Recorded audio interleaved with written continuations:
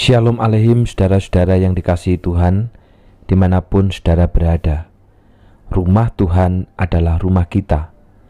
Kiranya kita siap bukan hanya untuk merenovasi gereja, tetapi juga mentransformasi hati kita oleh firman Tuhan.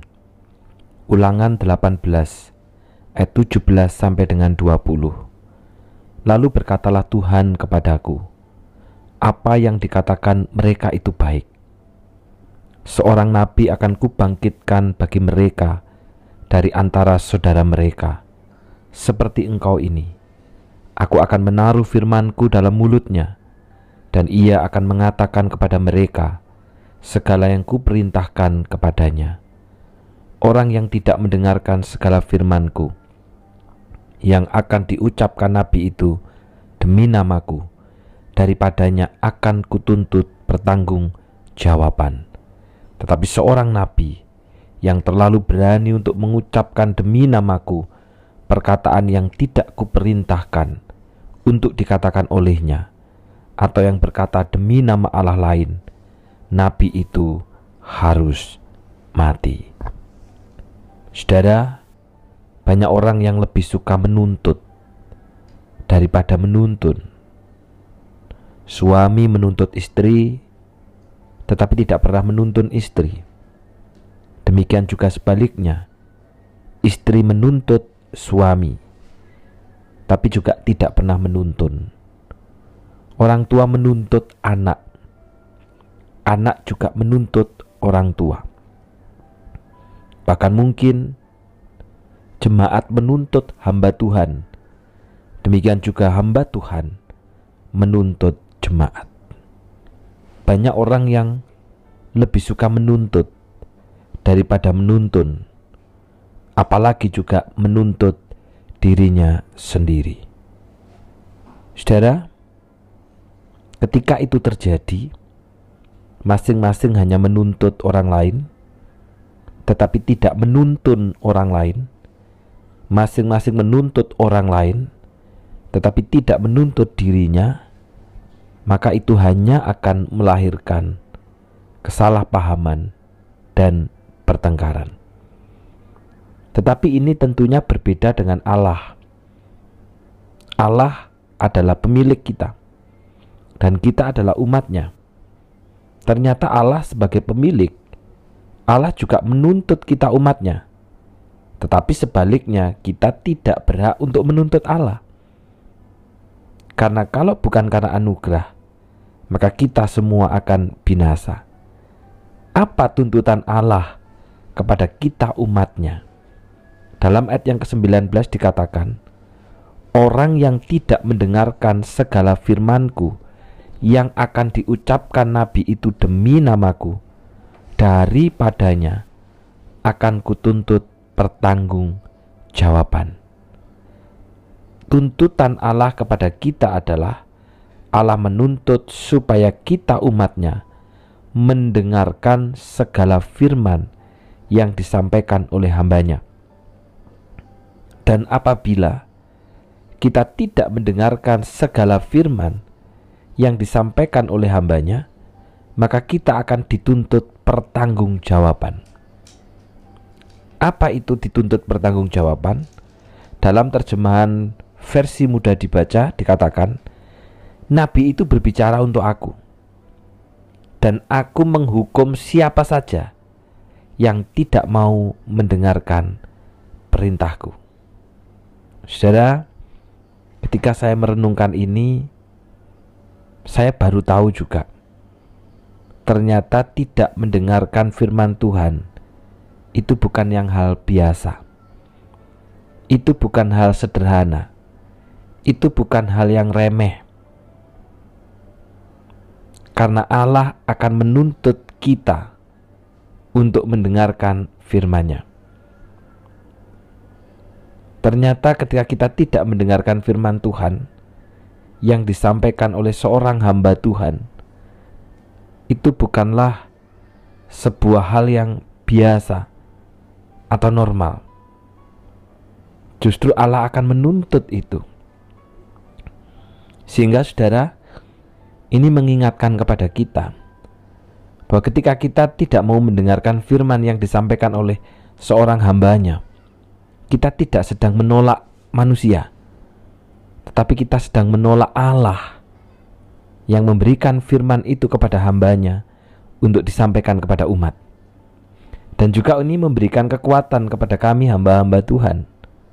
Tetap beritakanlah firman Tuhan itu dengan murni, dengan benar, karena ketika kita menyampaikan firman itu sesuai dengan perkataan Allah dan firman itu mungkin ditolak, maka sesungguhnya bukan kita yang ditolak, tetapi Allah yang mempercayakan firman itu.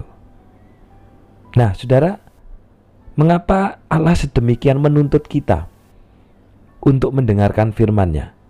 Bahkan akan dihukum apabila kita tidak mendengarkan perintah Tuhan. Ternyata karena ada panggilan dan tanggung jawab yang harus dilakukan kita sebagai umat. Allah tidak pernah menuntut mereka yang bukan umat, hanya umat yang Allah tuntut. Apa tuntutan Allah, saudara? Dalam Ulangan 18 ayat 13, ayat di atasnya dikatakan begini, haruslah engkau hidup dengan tidak bercela di hadapan Tuhan Allahmu. Hidup dengan tidak bercela di hadapan Tuhan Allahmu. Ketika umat dipanggil keluar dari Mesir, mereka sebetulnya menjalani panggilan Allah. Ketika mereka hendak masuk ke tanah perjanjian, Allah memerintahkan mereka untuk tetap hidup sesuai dengan panggilan Allah. Hidup tidak bercela di hadapannya.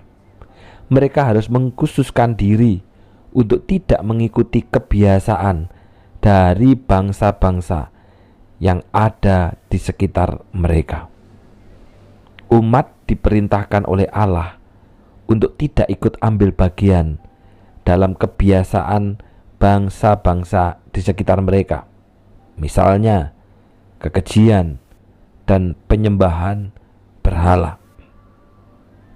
Sebaliknya, saudara, mengenai masa yang akan datang, mereka diminta untuk hanya bergantung kepada Allah dan tidak kepada siapapun yang mereka kenal.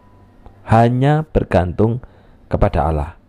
Mereka tidak boleh berkompromi selain menyembah dan beriman kepada Allah.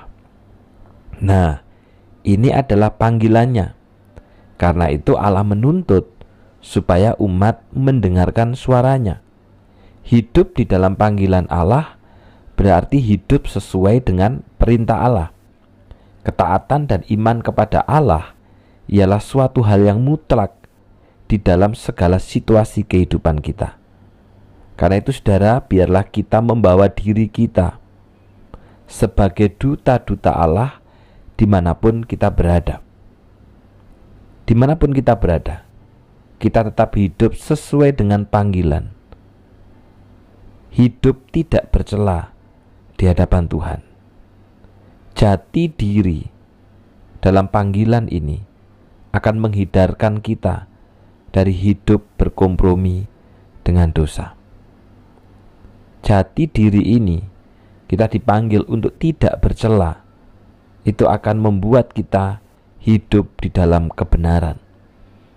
Karena ketika kita tidak menghiraukan kebenaran, tidak mendengarkan firman-Nya, maka Allah akan menuntut pertanggungjawaban. Mari kita terus berjuang untuk hidup tidak bercela, untuk hidup benar, dimulai dari tengah keluarga, di dalam gereja, dan juga di tengah-tengah masyarakat, termasuk di dalam pekerjaan. Karena itulah tuntutan Allah atas hidup kita. Mari kita berdoa. Bapa yang di surga, sekali lagi firman-Mu mengingatkan kami di dalam masa raya Paskah, supaya kami hidup di dalam kebenaran. Allah akan menuntut pertanggungjawaban manakala kami hidup dengan tidak benar di hadapan-Mu, manakala kami tidak mendengarkan perintah-Mu.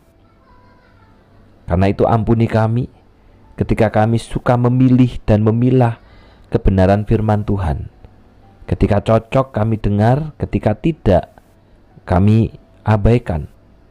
Ketika kami suka yang memberitakan, kami mendengar. Ketika kami tidak suka yang memberitakan, maka kami akan acuh tak acuh. Ampuni kami Tuhan, karena sesungguhnya bukan manusia yang kami tolak, tetapi Allah yang mempercayakan firman itu yang kami tolak, dan Engkau akan menuntut pertanggungjawaban.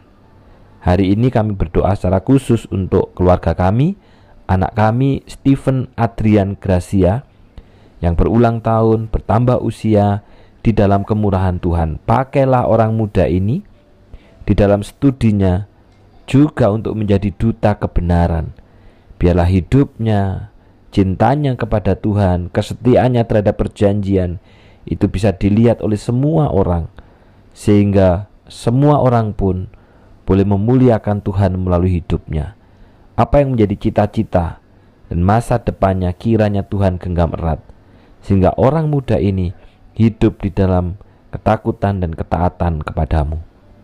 Berdoa juga untuk esok hari puasa bersama yang akan menutup puasa di tahun 2025. Tuhan gerakkan umatmu untuk bersama-sama hidup saleh di hadapan Tuhan. Karena Tuhan ingin kami bukan hanya menjadi orang yang baik, orang yang dikenal baik, tetapi orang yang saleh, orang yang takut Tuhan, orang yang hidup di dalam kebenaran. Sehingga Tuhan biarlah esok hari, mulai dari anak-anak, orang tua, dewasa, berbondong-bondong untuk hidup di dalam disiplin rohani, menutup puasa Prapaskah tahun 2025. Terima kasih Bapa, dalam nama Tuhan Yesus kami sudah berdoa. Amin. Selamat ulang tahun untuk Stephen Adrian Gracia. Teruslah terikat dengan perjanjian. Tuhan memberkati.